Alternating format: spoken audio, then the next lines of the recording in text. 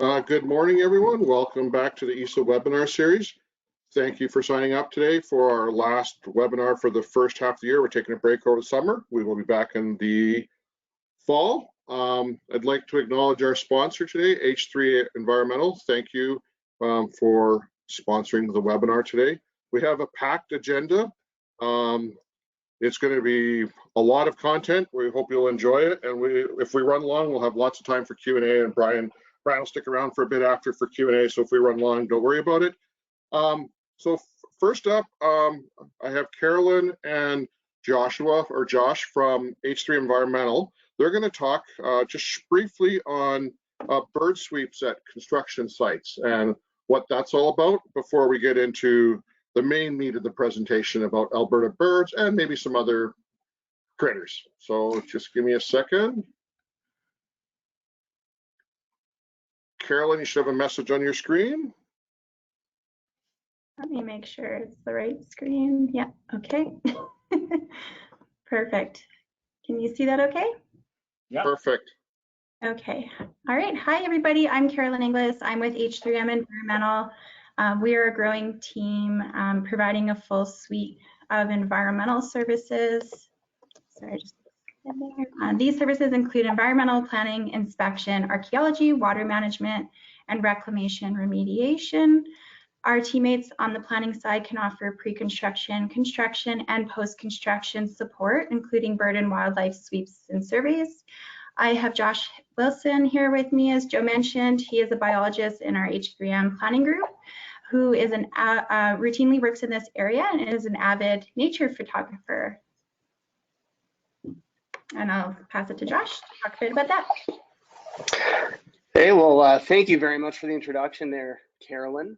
As she mentioned, my name is Josh Wilson, and I'm a biologist here at H3M Environmental. I'd like to start by just expressing how excited I am to be here with you all today. I was lucky enough to watch one of the earlier Alberta Bird webinars with Brian and Joe, and it really reminded me how powerful photographs and stories can be.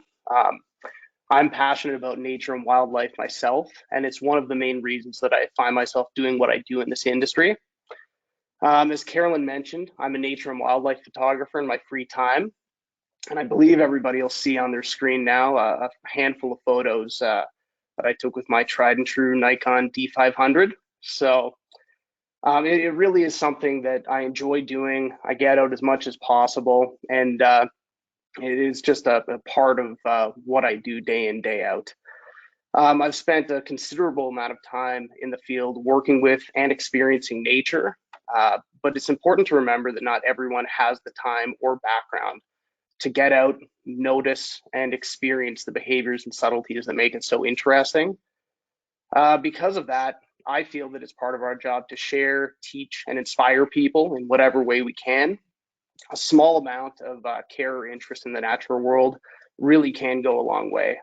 And that's one of the reasons I'm so excited that H3M was able to sponsor this webinar today. The majority of my professional work is really done at the interface of industry and nature. And as Carolyn mentioned, this is often including pre-disturbance sweeps, sensitive species surveys, or fully fledged biophysical assessments. But at the end of the day, regardless of what I'm doing, I try to remain cognizant that it's important to find those interesting moments that can create interest and inspire opportunities for others to learn. It really does go such a long way to help ensure that everyone is invested and aligned with the same goals of what we're trying to accomplish. And in some cases, photographs like the ones that you see on the screen there is really all it takes to inspire that. With that being said, I'd like to thank everyone for their time and hand things back over to Joe. Thank you, Joe. Thanks, Brian. Thank you, Carolyn, Josh, and H3M for sponsoring this. Really appreciate it. Thank you and enjoy the rest.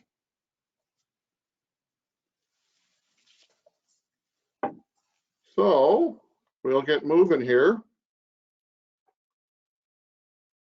Give me 1 second. Sorry. Fingers are faster than. So some bird facts for you before we get started. Species in the world, we have approximately 10,000 species of birds in the world. Species in Canada are 685. There's 435 that are native to Alberta or that pass through. And we have 129 accidental or vagrants that randomly appear from time to time.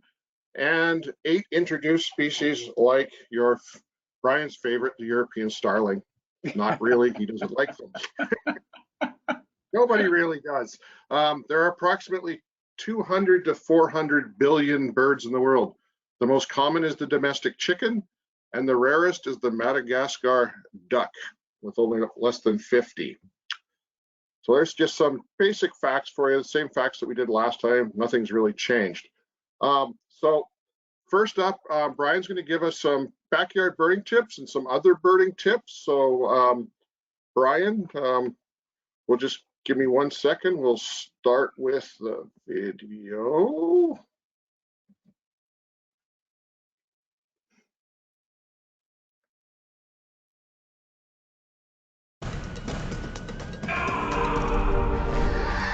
The fall migration, one of the most spectacular sights on planet Earth. These are the snow geese, traveling 5,000 kilometers to their overwintering grounds from the Arctic. These birds have increased in numbers about 1,200% since the 1970s. A truly remarkable conservation success story. They touch down in farmers' fields to feed on spilt grain. And the sandhill crane, on their migration in their huge numbers, the most numerous crane in the world, somewhere in the neighborhood of 700,000 of these majestic birds fill the skies every fall. They mate for life and dance to prove their suitability. And the whooping crane, another success story. They were on the brink of extinction in the 1920s. Their numbers now just over 800. A real conservation success story. Connect with nature.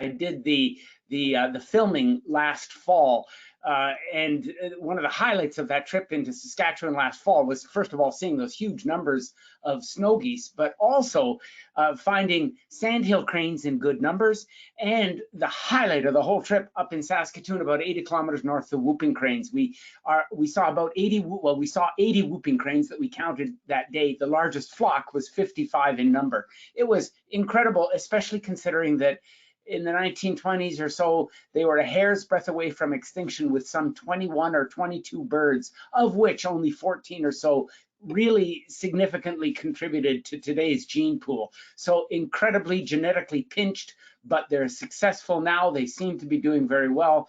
Their numbers in the wild have gone up. Well, wood buffalo population is just over 500 now. So it's an incredible story. So I thought it was important, Joe, to start off this show with a little bit of success, because we are hearing so many scary things about bird numbers. You know, since I started bird watching at the age of 12, total populations have, or biomass of birds in North America have dropped by 70%. And that's a very scary figure. So the more work we can do to promote birds, to get people interested in birds, to protect birds, to protect organizations, or to assist organizations that are helping with bird protection, the better off we're going to be. The first thing that we do, which is pretty easy, and then Joe, I'll share my screen and start on the slideshow in a few minutes here. But the first thing we need to do is get a pair of binoculars. It's the most basic tool that you can own. It's the most important tool that I own. It's more important than my stupid phone or my iPad or anything else. The binoculars allow you to see up close. And I remember when I was a kid and I got my first pair, a secondhand pair of binoculars, it showed me, or it gave me an opportunity to first slow me down, but also to see the glint in the eye of the robin on my front lawn. I have a pair of binoculars, several of them around the house. I've got my old pair of binoculars right beside me here from high school, and I use those to, I have them here handy all the time just so I can see what's going on outside my office door. Very important tool. And you need your own pair of binoculars. They need to feel good in your hand. Mine are small enough that I've made a pouch out of leather, and the pouch sits with that little strap. It sits on my belt whenever I go biking or hiking or exploring, or even when I go to a concert or a play. It allows me to see the facial expressions of the actors on stage. So binoculars can be used for a lot of things. It's like I said, the most important tool I own. So that out of the way, excuse me, I want to take you, I'm going to share my screen here, and I'm going to take you on a bit of a slideshow. This is a presentation that includes slides that I've just recently taken or that I didn't show last fall when we did this show. And the first little tips I want to show you is just stuff we can do in our own backyard. This is what I call a poor man's winter bird bath. I went to a secondhand store, bought that Pyrex dish. I built a styrofoam container around it and then enveloped that in old wood that I took from an old fence. I have a heater in it that is only on when the water temperature starts to go down below 0, so it just keeps it at 0 degrees so it won't freeze. And liquid water in the winter is important. It's a very important feature in your backyard bird attraction program. So you can bring birds in and see them all winter long with that. And another thing too is feeding birds. This can get a bit tricky because you don't want to pick up the cheap bird feed from Walmart. You want to get good seeds like the oily sunflower seeds to try to feed just the native birds. We don't want to encourage the non-native birds, like Joe said, the starlings. Having a hanging suet feeder like this is a good way to keep the starlings off. And this, of course, is a flicker, one of my favorite backyard birds. And these suet feeders are excellent because they bring in all kinds of birds, not just woodpeckers, but nuthatches too. And this is a little red-breasted nuthatch. The white-breasted nuthatch also comes into these feeders. And this is the poor man's way of keeping these feeders full. I go to my favorite butcher. I've made friends with the butcher, so he knows who I am, and they give me fat from the bone barrel, and that's fat that would just be sent to the rendering plant. So it's free food for my birds. I don't go and buy those little cakes that are loaded with seeds. I actually just go to the bone barrel at my local butcher. So get to know your butcher, become friends, and then feed your birds. I have 5 of these fat feeders in my backyard. This is a hairy woodpecker on one of them with just a beautiful bird. The downy woodpecker also comes in. And when you have them this close, you can get in close and look at the tongue on that bird. That woodpecker tongue actually wraps around the back of the skull in the head of the bird. Highly adapted, very, very long. And it allows that bird, it's got barbs all the way down that tongue. It allows the bird to pick up little bits of fat when it's hanging on the feeder. Remarkable to see. Another bird that, well, you saw this in the first image there, is the flicker. The flicker, which is a woodpecker, is actually an ant specialist. And I showed you a video on this if you were at the seminar that Joe put on last year. But I've been able to attract them to my backyard several years in a row now. If you have the appropriate trees in your backyard, you can build a bird box or buy one at your local bird store and put it up. And you may get success. This year, I took it a step further. I started to get curious about what was going on in the bedroom of my flicker box. So I installed a camera that I got at the Wild Bird Store here in Calgary. Now I can see what's going on. And first thing I saw was that they're supposed to lay a maximum of 8 eggs, usually between 5 and 8, average is 6, but they laid 11 eggs, which led me to the conclusion that these birds were actually, there was another female flicker that may have lost its mate, or maybe it couldn't get a nesting site. Nesting sites are rare in a city environment where there's starlings that take over their nesting sites, and she may have dumped her eggs in there. Nevertheless, we were able to witness this on because of the camera. And I know it's a grainy picture. I apologize for that, but I haven't figured out yet how to pull pictures right off the camera that's beamed in from the outside. But you can see how big the birds are. I took this yesterday and dropped the picture in. So they're getting big. Another thing that I was able to do in my backyard was put a pond in. I showed you a video last year of the success of this duck for 5 years in a row. I had a duck nesting in a duck nesting tube. You can look them up online. They're easy to build.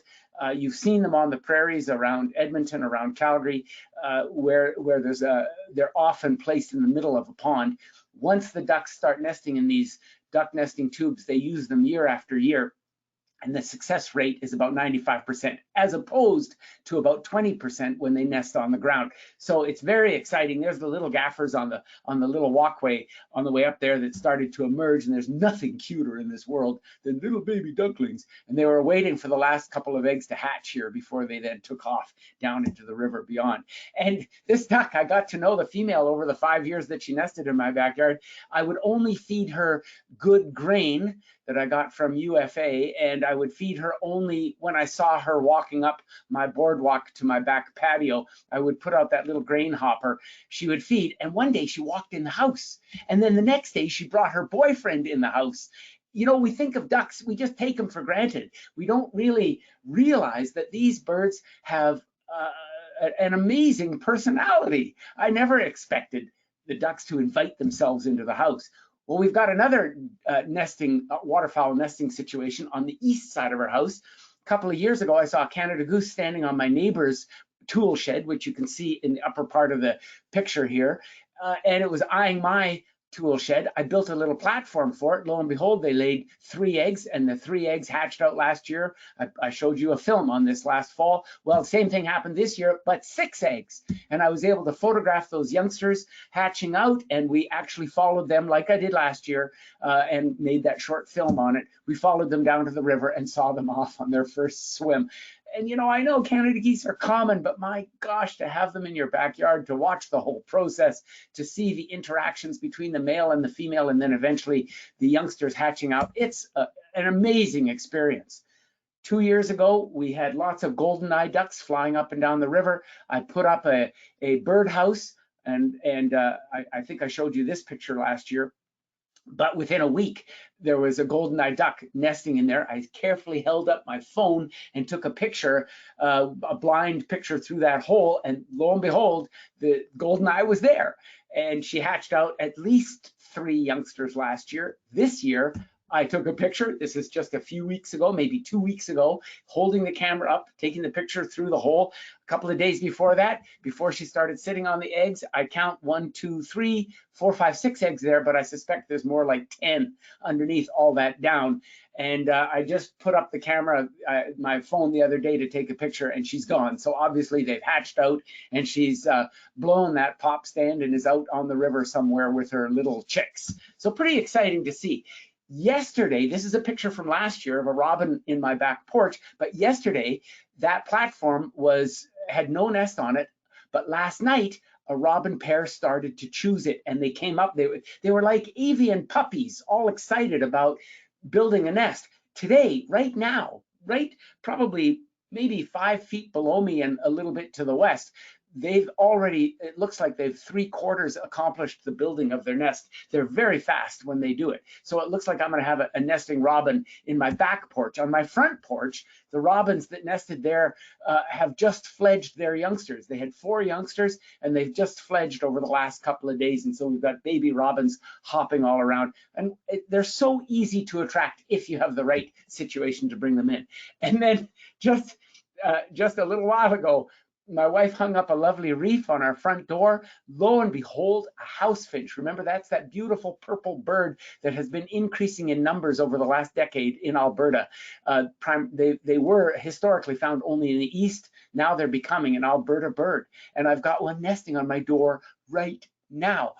Our front door is off limits.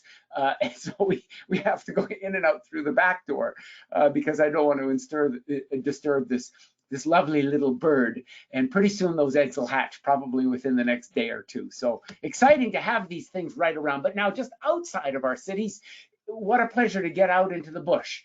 And this is just a couple of months ago, skiing in Kananaskis, some water flowing into the upper parts of the Spray Lakes. We came across a dipper.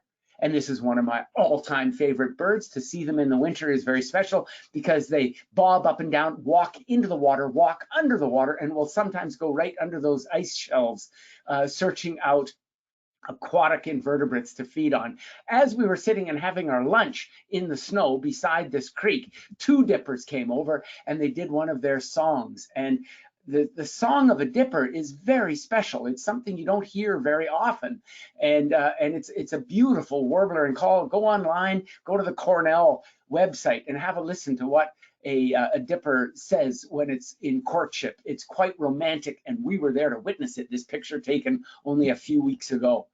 This spring also, we had an unusual occurrence. There was a pelican that overwintered, just one pelican. Here he is with a buddy of his that had just migrated in. This pelican is probably the furthest northern overwintering pelican ever. He broke his wing or hurt his wing severely last fall, had to stick around all winter. Because this is at Frank Lake, just south of Calgary, there's a treated sewage inflow from High River. It keeps a big area open. This this pelican was able to survive because there's unfortunately an introduced carp species. This is the Prussian carp in the pouch of this pelican. A friend of mine, Mike Sturck, who is a biologist, he gave me this picture to post when I did a CBC program on this now famous pelican. Well, this pelican has been joined by all kinds of other pelicans now, and the local biologist that works this area has actually observed the pelican flying. So it looks like with a little bit of luck, he'll build up enough wing strength that he'll be able to migrate with his buddies this fall. But these interesting little scenarios that play out during the season. I was just here yesterday. This is at a friend's ranch south of Pincher Creek, and you can see upper or lower right. There's a duck. It's called a goldeneye. This is called the Barrow's goldeneye. So it's a little different crescent on the face compared to the common goldeneye that you saw nesting in my backyard. There's a sandhill crane there, and then a moose running off in the distance. And this was the first weekend we saw crocuses. This ranch is a ridiculously prolific area, and I've got a video I'm going to show you soon. Joe has it all lined up on a lek, a dancing ground for sharp-tailed grouse. But further to the south, there's Waterton National Park. I was hiking there just last week, spent 4 days down there. The fire that burned there now 4 years ago, I think maybe 3 years ago, the trees, of course, are all burnt out. It provides a skeleton-like forest to walk through. It's bizarre, but there are some birds that are profiting from this, and that's the three-toed woodpecker and other species of woodpeckers. Here, my wife is standing beside a tree. You can see the fireweed growing up around her there. The landscape is going to burst with purple in the next few weeks, but it's interesting to see how some bird species take advantage of these ecological disasters, or at least ecological changes. You can't really call it a disaster because it is a natural process, but it's amazing to see how it can encourage bird life of other forms. And here's a hairy woodpecker that we photographed near that tree that I just showed you just now.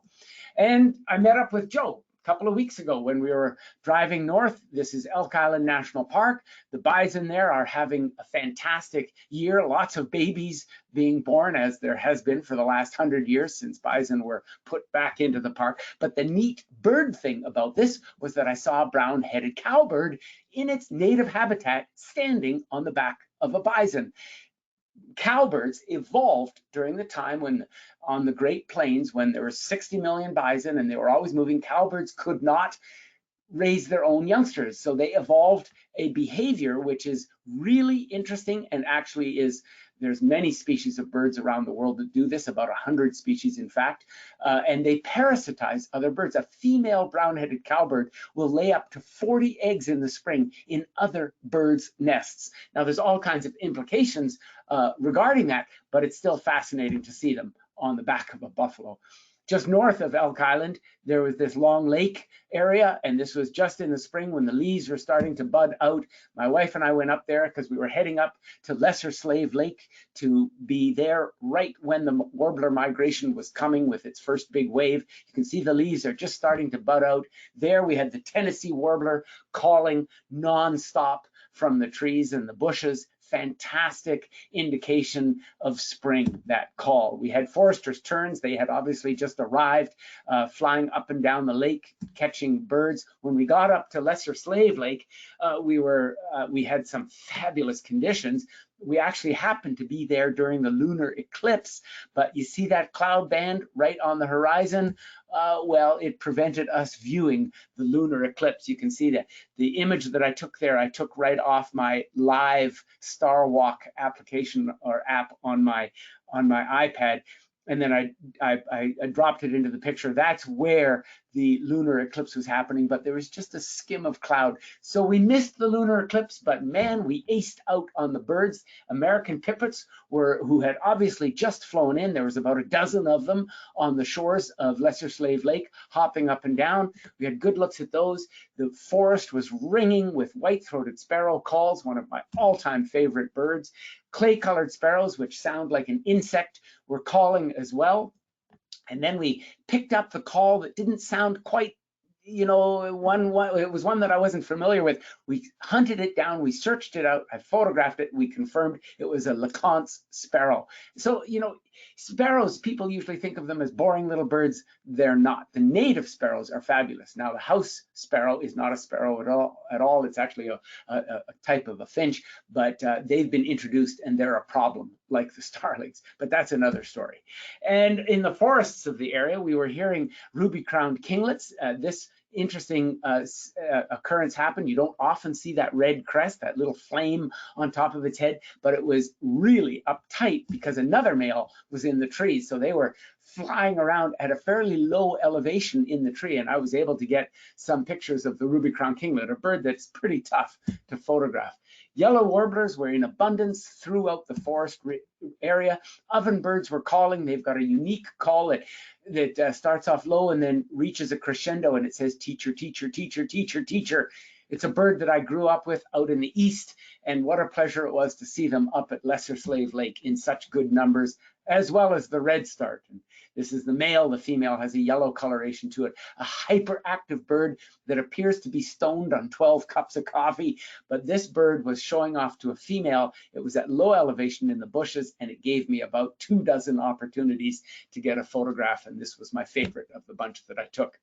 Sapsuckers, amazing birds. They drill holes, perfect machine gun holes in the branches of trees or on the trunks of trees. The sap bleeds out, and yes, sapsuckers do sapsack, but one of the specializations they have is creating these holes. The sap bubbles out, and insects get caught in the sap. The sapsucker returns and gleans the insects off their little entrapped sap area, as well as taking some of the sap. Unique bird, fabulous bird.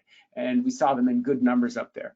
And then down in Waterton last week, right in downtown Waterton at their downtown campsite, there was an area cordoned off by the park because a great horned owl had 3 chicks. And this was the oldest of the 3 chicks. Fabulous birds to see. And you know, when you're out birding, it's not just the birding, it's the mammal sightings as well. These are 3 handsome males, bighorn sheep in Waterton, some of the most photogenic animals in Canada. And so it's not just all about the birds, it's just about being out there. Here was our campsite for 4 days last week, just outside the Waterton gates at a friend's ranch, overlooking the mountains that we explored every day. And that's the whole joy of all of this, is getting out there and playing, bringing your binoculars. And Joe, that's my slideshow. That's the introduction right there. And I just wanted to put that forward, put that out there, and start the whole presentation off with that. Now, Joe, it's over to you. Thanks, Brian. Feel free to jump in on any of these like we did last year. So Okay.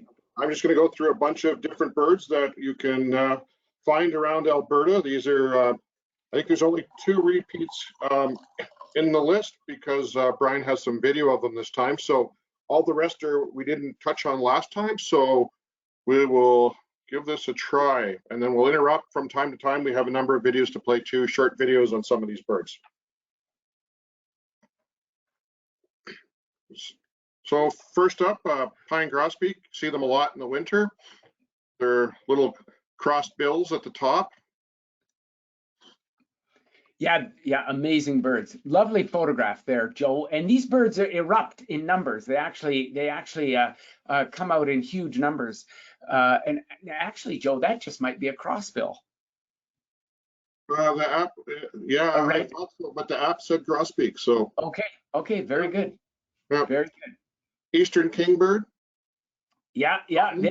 I love the way they fly. It's like they've got to go to the bathroom really bad. They've got this stiff little wing beat flight, and their call is very diagnostic. Yeah, great bird and wonderful photograph, Joe.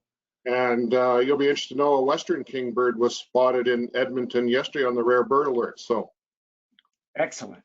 the common yellowthroat, member of the warbler family, was one of the first bird species to be cataloged from the New World when a specimen was described in 1766.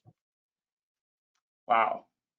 This is a first for me. I finally got a photo of a bobolink just a few weeks ago, migrating through. Actually, a beautiful bird. It's one of the world's most impressive songbird migrants, traveling some 12,000 or 20,000 kilometers to and from South America every year.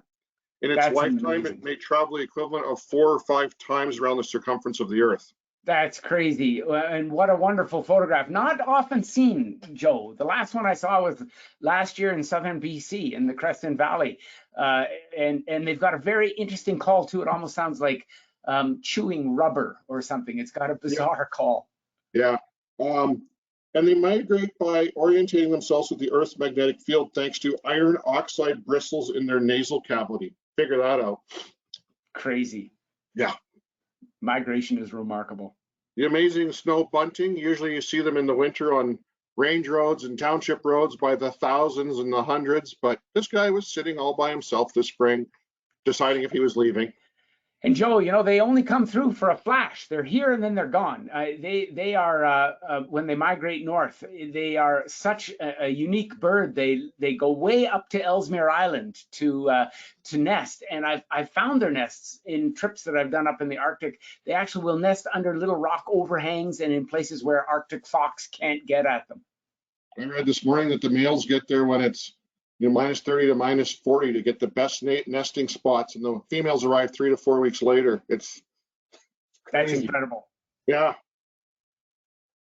Swainson's thrush. A beautiful, delicate bird. I've had dozens of them in my backyard on my way to Edmonton and further north. These are the birds of the boreal forest. We have them out in Banff too, of course, and in any place where there's large coniferous forest environments. And they've got such a beautiful call. It's one of the classic coniferous forest bird calls. The blue jay. This is my backyard pal. He lives in our backyard. He pretty much has us trained to when to put out food, even to the point of knocking on our bedroom windows when we're out of peanuts. He sits and watches Rami while she does the dishes in the morning. She sits there and stares at her until we put out peanuts. Oldest known wild blue jay was 26 years and 11 months old when it was found. It had been banded previously, so 27-year lifespan. We're going to show you a quick video. Yeah, the jays are so intelligent. Hey, Joe, they're right up there with parrots in their level of intelligence. They'll figure you out pretty fast and take advantage of anything they can. Yeah.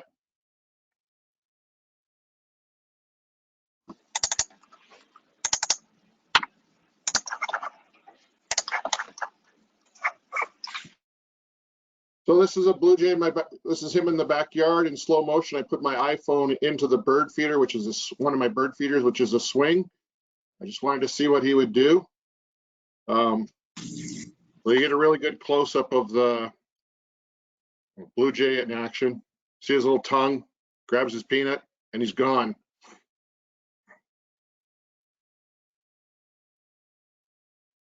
Actually blue, you know that? Their feathers don't have a blue pigment. It's refraction. Yeah, they're brown. Yeah, the sunlight hits those feathers, and the substructure of the feather reflects out all the light except blue, and so they appear blue to our eyes. Yeah, Fantastic. I guess they're brown. So yeah, and the interesting thing was with that little experiment, the magpies came along, watched the blue jays. They knocked over the camera first and then took the peanuts. So I couldn't get the magpies in action. They're too smart. Yeah. You'll have to double side tape your camera on. Yeah, is my screen not showing? Not yet.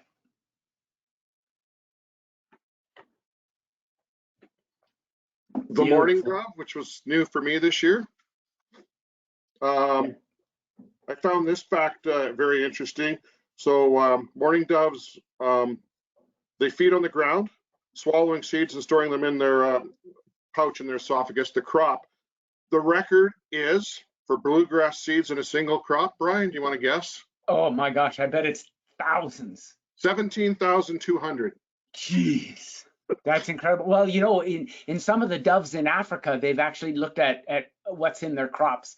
The little Namakwa dove, which is a tiny little delicate dove with a long tail, like your dove there, and they found thousands of poppy seeds in its crop. Poppy seeds are the size of peppers, you know, pepper flakes, and there was no sand grains or anything else. So the beak-eye coordination to pick up those seeds must be ridiculously perfect. And Joe, there's another dove that looks like the mourning dove, and it's the Eurasian collared dove. It escaped as cage birds from Jamaica and other Caribbean islands and worked its way into Florida. And I've seen them in Alberta. So keep your eye open for them. Okay. Yeah. Cool. They think they may have replaced the ecological niche of the passenger pigeon, because of course there used to be billions of those. Of course, in Alberta, we have the barn swallows, the tree swallows, and the bank swallows. Still waiting for my bank swallow photo. We'll keep trying. But they're such beautiful birds. Their flights are amazing as they catch bugs, and they're quite the aerobatics. And Joe, these are two birds that we've got to pay a special attention to. The barn swallow is now an endangered species, so we got to celebrate them every time we see them. And tree swallows, their numbers are good because of the bluebird the bluebird box program. Tree swallows will take every second bluebird box. That's why you often see two nesting boxes on two adjacent fence posts, because a bluebird, a tree swallow won't let another tree swallow nest right next door, but it'll allow a bluebird and vice versa. So the tree swallows are doing quite well, but all in all, swallows have been hard hit in the last 30 or 40 years. Their populations have decreased catastrophically. So we've got to really watch out for these beautiful birds that used to be common when I was growing up. Right. And one of my favorite marsh birds, the common grackle. I don't think there's anything common about it. It's just a remarkably beautiful bird. Yeah, fabulous. Look at the colors on that wing. Your photograph just really brought it out, Joe. And the white-tailed ptarmigan, we found this one at the top of, what's the hike in Jasper? Up to the top where the gondola, you take the gondola up and then you just keep walking up to the ridge and you almost step on them up there. They're just high altitude bird. It's just, you know, sitting around, they blend right in. You can step right on them. Oh, Joe, the first time I came across a nesting white-tailed ptarmigan was years ago, and I was backpacking across the tundra. And as my foot was coming down, I realized I was about to step on a ptarmigan. I moved it over, but I kept walking so I wouldn't scare it, took my pack off, and I approached in with my camera, eventually able to photograph from about a foot away. And Wow. The bird was so confident with its camouflage, it just stayed right there. It was such a memorable moment. These are some of my favorite birds, without question. Okay, on to waterfowls. We'll speed up here. We got the canvasback. In the world, as Brian was talking about the parasitic layers, in the world of ducks, females abide by the saying, don't put all your eggs in one basket. Female canvasbacks lay their eggs in other canvasbacks' nests, and redheads and ruddies lay their eggs in canvasback nests. So if they just share, you take care of the kids. I don't want them. Amazing. We were lucky enough this spring, my wife and I, to come across flocks of hundreds and hundreds of long-billed dowitchers migrating, and it was quite the sight to see. They migrate like they murmurate like starlings and do all kinds of flight patterns, and as they fly around, it was just a very spectacular bird to see. Stunning photo, Joe. Absolutely stunning. Both sexes share incubation of the eggs, but only the male takes care of the young. The female buggers off. That's unusual in the bird world, hey? Yep. Yeah, phalaropes are famous for that too. Yep. Will it or won't it? Yeah, exactly. Beautiful willet. Another shorebird. You know, there are no seagulls in the world. There are actually different kinds of gulls. There's no such bird as a seagull. So this is everyone's common garbage gull. No, there's oceanic gulls, there's coastal gulls, there's inland gulls. So oceanic gulls would be, some of the kittiwakes, for instance. And then the coastal gulls, there's all kinds of them. And then the inland gull, this is one of them, a ring-billed. Nice photo, Joe. Thanks. A black-necked stilt. Now, we've got a video to go that'll explain the black-necked stilt. And I took this video this spring at Frank Lake, and it's a pretty special little video, as you'll see. It's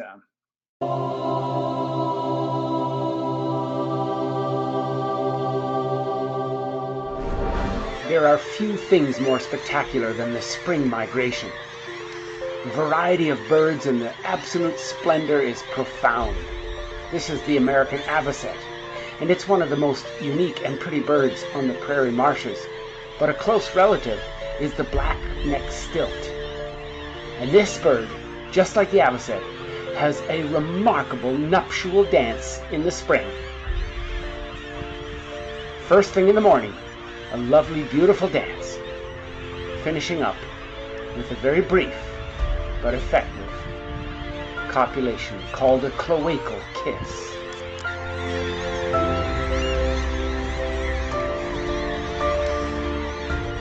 Connect with nature. Did you see the way they crossed their bills when they finished their quick little copulation there? It was like two ballerinas leaving the stage. I read this morning that the avocets and stilts will occasionally crossbreed, and they make an avosilt. An avosilt, yeah. That's what they say. And Joe, I witnessed the avocet breed in the same pond last year, but I missed filming it. It happened so fast. And I went back hoping to get it this spring, and I got the stilt instead. But I was blown away that the dance of the avocet is very similar to the dance of the stilt, and of course it's because they're so closely related. And the black-necked stilt has the second longest legs in proportion to their bodies of any other bird, exceeded only by the flamingo. Bingo. Good job.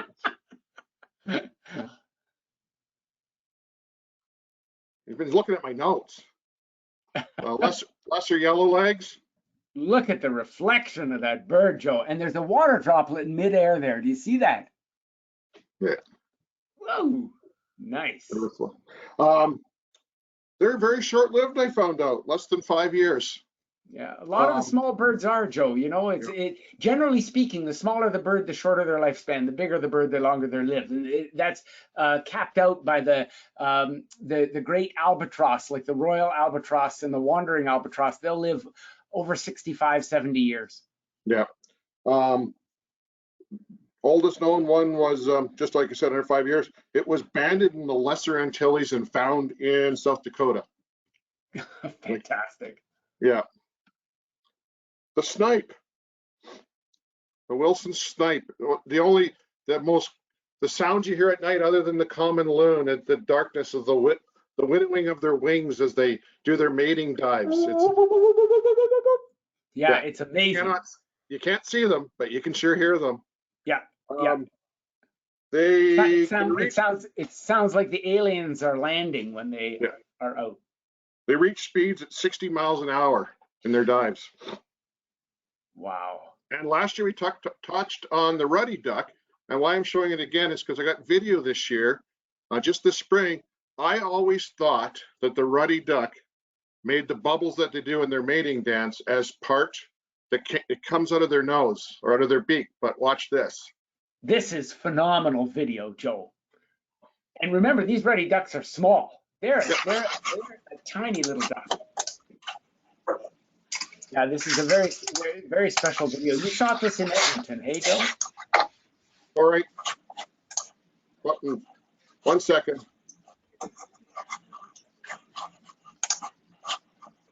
We're having a video issue. Joe, you shot this in Edmonton, didn't you? Yeah. And they are probably one of the prettiest of all the ducks.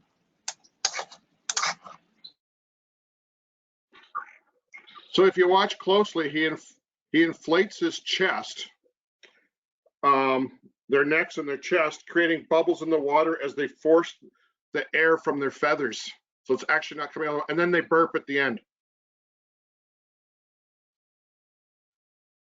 So here it is in slow motion. It'll get clear after it catches up. You'll actually see him inflate his chest. You can see it, he'll indent his chest with his beak, forcing the air out of his feathers.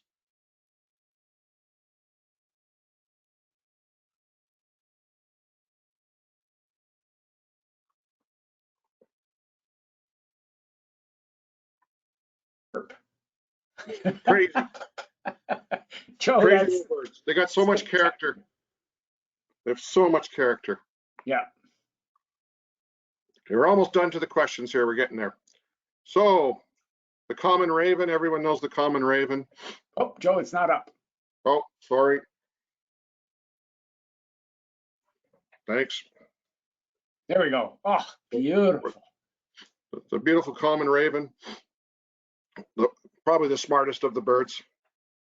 We had an injured one at the zoo years ago, and it was unreleasable, and it became the mascot of the hospital, the veterinarian hospital. It followed the vets around from one room to the other. It was just like a puppy. It was an amazing, amazing bird. Come on. I've been looking and looking, and I finally found the beautiful great gray owl.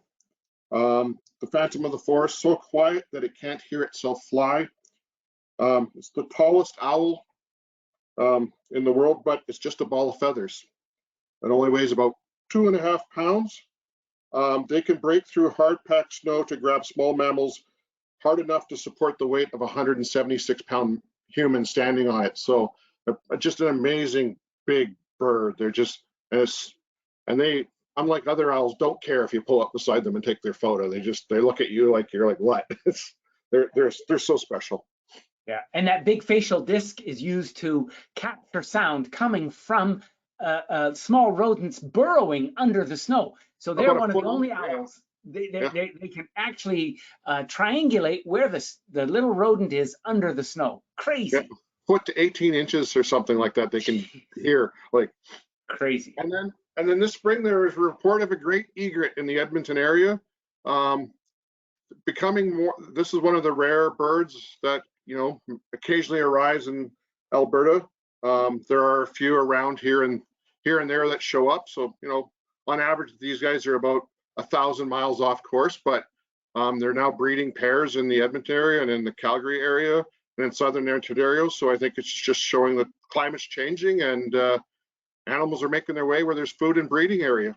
Sure, and birds migrate, birds fly, so they do move. Their territories are constantly or often changing. But look at the nuptial feathers on your photograph there. See those very fine feathers? They only grow those during the breeding season. And so obviously that's what's happening there. Yeah. And the sharp-tailed grouse, and we have a video.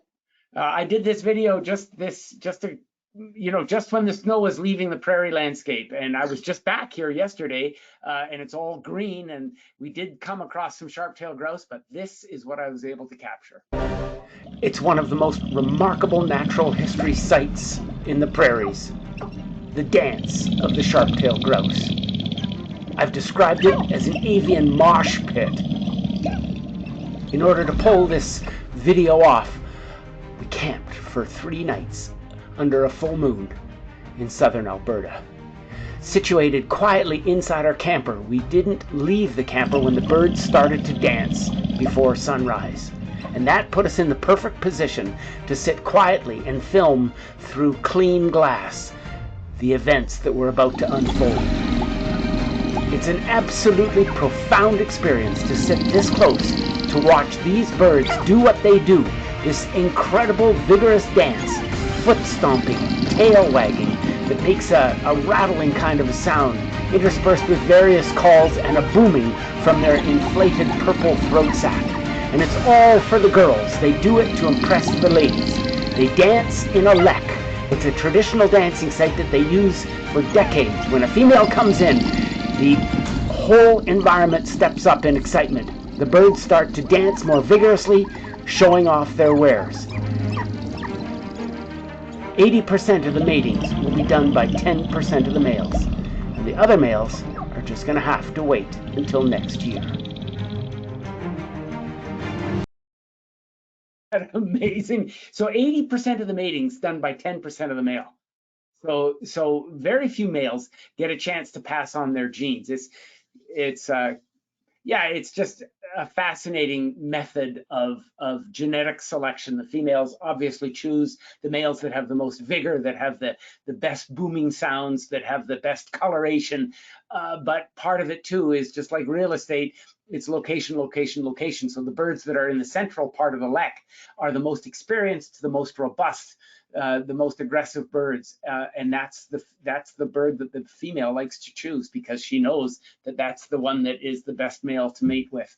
So a remarkable process. There are many different types of birds. Birds of paradise in New Guinea develop leks, and there's a lot of grouse species that have leks as well. And little birds called manakins in South America. There's dozens of species of them. They have these crazy leks. They're birds about the size of a chickadee, and they have the same sort of system set up.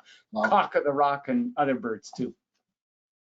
So as Brian said, when you're out birding and looking for birds, you run into wildlife. So we thought, as Brian did, we'd add some wildlife. So I'm going to go through this quickly, and we have 2 videos to show, and then we'll get to the Q&A because we're running long. So the redback foal. It took a long time of sitting in the frigid cold waiting for him to come out from under his log. But I know they're a nuisance, but man, is that cute. It is just one of the smallest little critters. It's just so cute. Little feet, little bald feet. It's just amazing photograph, Joe, because they're so hyper that you have a split second to get your photograph and that's it. The beautiful wood frog, the sounds of spring as they all come out of hibernation. The long-tailed weasel. The hoary marmot with his buck teeth. He really needs a dentist. 8-month hibernation for those animals. Yeah, they're all at high altitude, way up in the mountains as well. Yeah. Some of the wild horses of Alberta. These are actually the wild horses of the Nordegg area, which are descendants of the Nordegg mine site. So when the mine closed way back, instead of sending the horses off to slaughter or whatever, they just released them into the wild, and these are their descendants. And we're lucky enough to, if you drive the David Thompson Highway near Nordegg, you'll sometimes come across these beautiful creatures, and they're sure something to see. The friendly moose, or as a lot of people call them, the swamp donkeys. They're just so, this one, she is so used to people. She's out in St. Albert in the lowest hole. She's really oblivious to people. She just does her thing.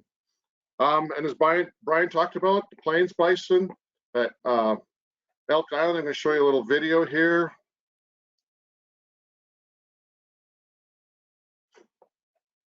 I shot this last June, about this time last year, if my computer will behave.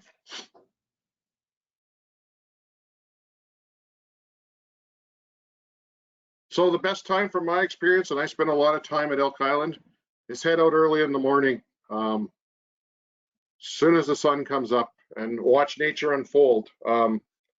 There's nothing more spectacular than seeing a herd of bison in the hundreds roaming across the plains. And Elk Island has about 500 plains bison on one side of the highway and 400 wood bison on the other side of the highway. And these are some majestic big animals, and there's something special to watch these guys, especially the little youngsters.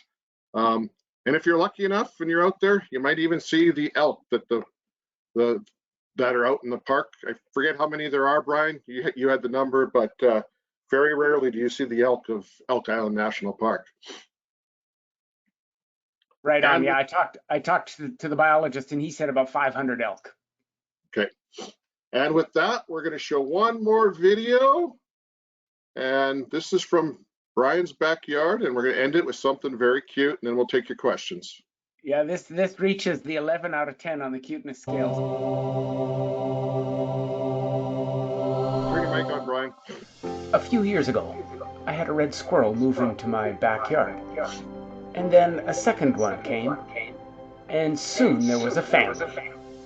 Now remember, red squirrels are native to Western Canada, unlike the gray squirrels, which come also in the black form, who have been introduced. Well, the red squirrel set up shop in the backyard in one of my flicker boxes. Now, red squirrels live in boreal forest environments, and they make a living by gathering the cones from needle-leaf trees, so spruce and pine cones, and they store them in middens, huge middens at times, for their winter survival. So they're truly farmers of the forest. But I noticed my squirrel was carrying something a little bit different. It was a baby. It was nest moving time for my squirrels. And the mother was taking the squirrel and not quite working out the trajectory or the logistics of putting the squirrel inside the new nesting box. She had quite a time, and she managed to get the first one in, but the second one was left on the outside for a little while because Mom couldn't figure out how to get her in the hole. A moment later, the little baby squirrel, trying to get in, nearly fell off. We actually grabbed some pillows and put the pillows underneath the birdhouse just in case the little baby squirrel fell, but it never did. They're obviously adapted for clinging tightly. Well, the little squirrel could hear Mom's calls inside, and finally, under its own steam, it went in, but not after a few attempts by Mom to try to pull it in head first, which simply didn't work. What an endearing sight. And then finally, the little guy, like a little gymnast, worked his way in, and all was good. Exhausted, Mom took to the roof of the birdhouse and spent a little while relaxing in the sun.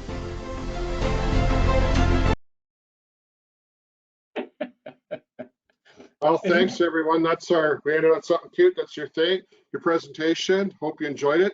So we'll do speed questions. So feel free to type them in and I'll get to as many as I can. So just give me a second to pull them all up. Those little squirrels now have grown up, Joe. That film was done about a month ago, I think, and Probably eating you out of house and home. well, they're just nonstop. There's no doubt about it. In Calgary, we have the gray squirrel, which also comes in a black form, and they're an introduced species. So like starlings, you can keep them. Yeah. Don't ever let them in Edmonton. What kind of binoculars would you recommend for the novice level and then expert level birder? Well, Swarovski binoculars are very good. Leica are what I use and I have used since high school. But you know what? There's some really good Bushnell binoculars out there in the $200 range. And I would say for beginners, go with something like that. The most important thing is they have to feel good in your hands. If they're too big, you're going to leave them at home or leave them in your glove compartment. If they're the right size, you'll be able to sit and use them for long periods of time without getting your eyes tired. So, but you can get pretty good binoculars for a couple of $100. You can get them also for cheaper.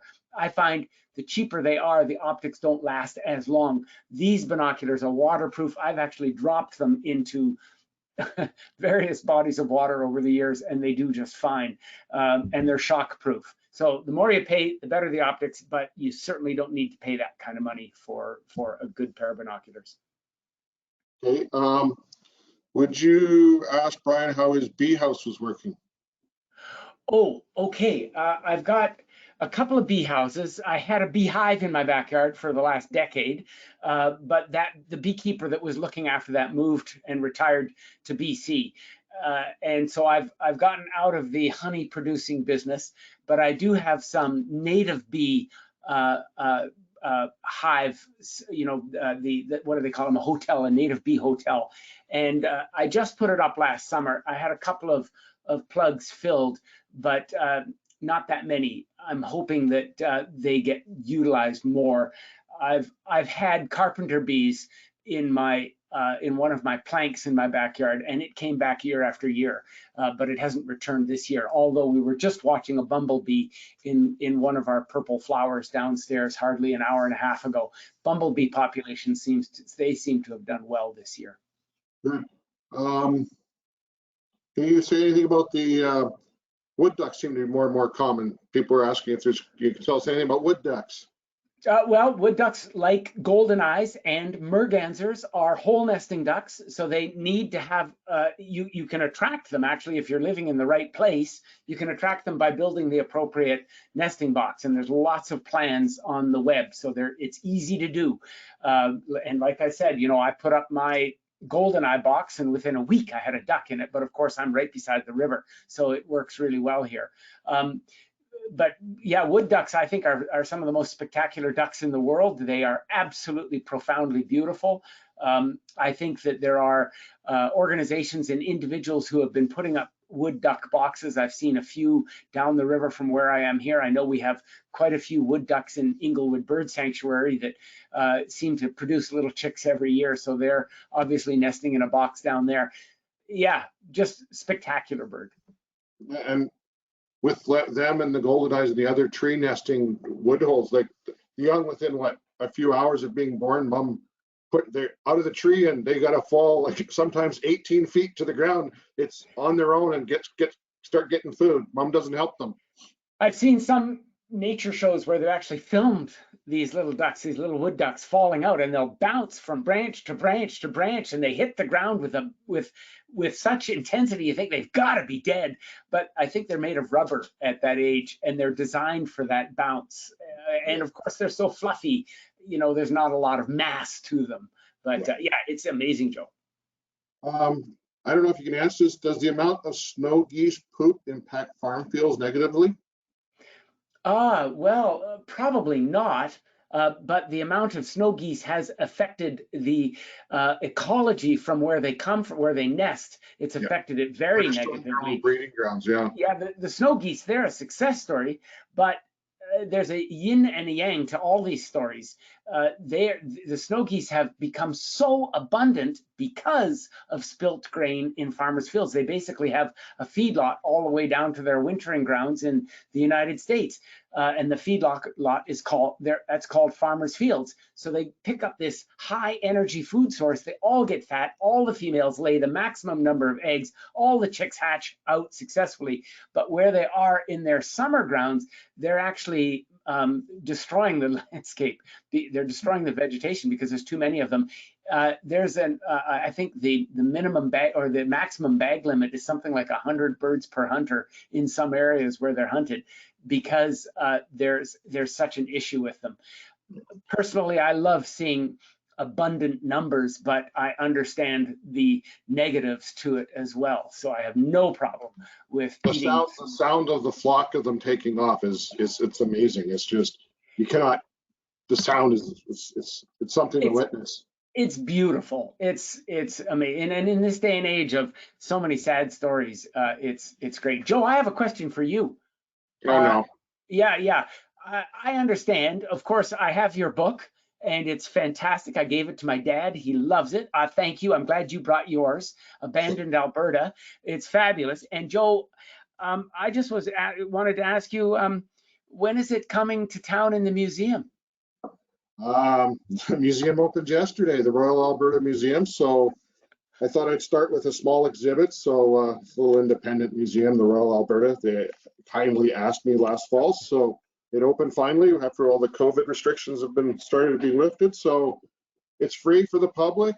There's 30 of my photos on display at the Royal Alberta in a new gallery they've created, a community gallery. So it's open till Labor Day and it's free. So check it out. My kind of price. My kind of price, Joe. That's very exciting. Congratulations. Thanks, Brian. What are your favorite places in Calgary to go bird watching? Oh, geez. Other than your backyard. Yeah. Oh, yeah. Anywhere along the river is often very good. Not anywhere, but in places where there's good habitat, like the Inglewood Bird Sanctuary, Carburn Park, Bowness Park. Fish Creek. I've been exploring Fish Creek systematically since last fall, because since COVID has come, my normal business of leading trips to different parts of the world has gone flat, but that's given me the excuse to go and play in my own Alberta backyard, and we've been exploring some amazing areas. Fish Creek is one of those amazing areas. So there's such a good variety of places to go, and even Nose Hill. up at, which is a grassland environment. There's all kinds of great things up there. A couple of weeks ago, I was out at Frank Lake, and we did the whole drive around Frank Lake. We spent about 5 hours there exploring every corner we could get into of Frank Lake. We heard the Sprague's pipit calling. That's a shortgrass prairie bird that is on the endangered species list, and yet there's a population up there. We saw a logger-headed shrike there, which Josh had a picture of a shrike in his photograph. So yeah, fabulous places around Calgary. Yeah, and I would recommend Calgary, like Edmonton, any of the new developments with stormwater ponds that are a few years old that have started to mature. The bird life is amazing of how they find the spots and they can start moving in. It's you can see all kinds of birds just in your neighborhood. Edmonton, you've got the river valley, the creeks, any of the marshlands are awesome. We will be sharing the presentation. I'll send out an email to everyone who registered. It'll be on our website, so I'll get that out hopefully today. Thank you, Brian. It says, what about attracting woodpeckers, like the pileated, supporting pileated woodpeckers in your backyard? Similar to a flicker box, bigger, smaller? Much bigger. I came across a pileated woodpecker nest probably a month ago in Fish Creek, and managed to get some beautiful photographs of the pileated at the nest site and the female pileated looking out of the hole. I missed the mature youngsters who just flew the coop a couple of days ago, according to a friend of mine. But I don't know how you would attract them in. Suet obviously is a way to do it. I've never had one in my backyard. You got to live in the right place. Pileated woodpeckers are birds of big trees. So that's why we see them in the river valleys where there's big mature cottonwood trees. That's why we see them in the coniferous forests where there's, giant coniferous trees. They are a bird of the big trees. So you need to be there first. You need to be near a place where there's big trees. And then I would say in the wintertime, put up suet. People have sent me pictures of pileated woodpeckers in their backyard from the Edmonton area of pileated woodpeckers on their suet feeders. We have one that visits occasionally, but they're very territorial. The male and the female mate for life, and they have a very specific area, and they protect that. And I mean, they'll venture out for food, but they're a hard one to attract, I think. But boy, if you are in an area where you've seen them, put up a nest box, give it a try. It's not hard to build these nest boxes. I can churn one out in just a couple of hours in my basement with scrap wood. You just have to make sure that the hole is right. And then you got to monitor those nesting boxes. You got to clean them out after the birds have finished nesting. And if you get birds like starlings or house sparrows, you've got to be ruthless. You got to go in and you got to get rid of those birds. We don't need more starlings and we don't need more house sparrows. They just usurp native species birds' holes. So that's. Am I not mistaken with the pileated and even some of the other woodpeckers and in the flickers? You got to fill it with something too, so that they think they're taking stuff out. Yeah, my first. You got to trick them. Yeah. My first flicker box I filled with wood chips, and I've got wonderful video, slow motion video of the flicker flicking out wood chips like a kid playing with frisbees. And they have to bond to the site, so they need to excavate it. So that's a good point, Joe. I'm not sure the details with the pileated woodpecker, but it's probably some of the same because they have to, and the pileates build 4 or 5 decoy holes around the same area, so you never know where they're actually nesting. So that's interesting. And another giveaway is they usually nest 2 holes, one above the another, right? And when the kids get bigger, the parents move upstairs to the condo. So good idea. What I've noticed, and then let's go on one more from Lynn. Brian, what's your next trip internationally, and where are they posted for guests to join you? That'll be one, and then one other is hummingbirds. How are their numbers? Well, let me start with the easy question first. My next trip is in October. It's a trip to Kenya and Rwanda. Both those countries are doing well with vaccinations, but the jury's out as to whether or not our Canadian government will lift the travel ban. If the travel ban is on, the trip won't go. We had it booked for last year and we postponed it to this year. Fingers crossed, but we'll have to see. And then my trip after that is Galapagos in January. I'm pretty sure that's going to work because Ecuador is doing well after a horrible start. They're doing well with their vaccinations, especially in the Galapagos. And then right after that, a trip down to the Antarctic. And that trip appears all systems go. That's a February trip. The best way to figure out where these trips are is to get in touch with Civilized Adventures and just ask to be put on the Brian Keating preferred list because some of these trips book up a ways in advance, which is fantastic. I've been doing these trips for a long time and it's a lot of fun.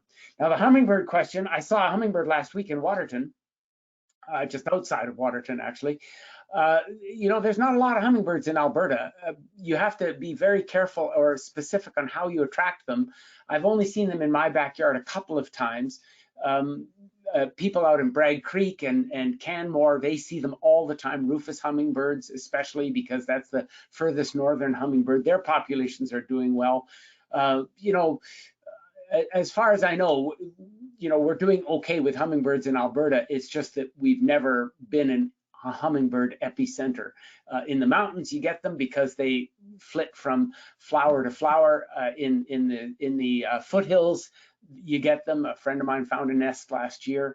So they're around, but they've never been common. Where you want to go and find them commonly is the cloud forest of Ecuador. In 1 2-hour period, sitting with an expert, my wife and I identified 27 species of hummingbirds. It was crazy. And I would have been able to only identify about a dozen because if you've ever looked at an Ecuador bird book, there's plate after plate after plate of hummingbirds. So that's the epicenter of hummingbirds. That's the kind of environment where they would have evolved. And so there's highly specialized hummingbirds, sickle-billed hummingbirds and sword-billed hummingbirds and all kinds of things. It's quite remarkable. And was that the hummingbird hotel kind of thing where your windows are right out and you lay there and you look out your window and it's just filled with hummingbirds? 100%. That's it. It's called Bella Vista or Bella Vista. But there's several of them. But yeah. Bella Vista I was at 30 years ago and I returned again a couple of years ago and it's just gotten better. They've acquired more land and they're just doing amazing work. And it's all for the celebration and conservation of hummingbirds. Yep. Okay, with that, thanks again, Brian. Thank you, Joe. Yep. And thank you to H3M for sponsoring this. Thank you for everyone joining. Get outside, enjoy nature. Go look at some birds, go look at some nature. You know, keep your distance from them. That's what you need the binoculars for, especially if they're nesting. You don't want to disturb them, but enjoy nature. It does you a lot of good. It cleans the mind and gives you a little pep in your step to get out there and enjoy nature. And you never know, you might run into Brian and I out there somewhere. So with that, everyone, stay safe. We're almost through this. The end is near. And before you know it, Brian and I will be doing some bird walks somewhere with a group of people. So stay tuned. Take care. All the best. Thanks so much, Joe. Thanks for coming, everybody. Bye for now. Bye.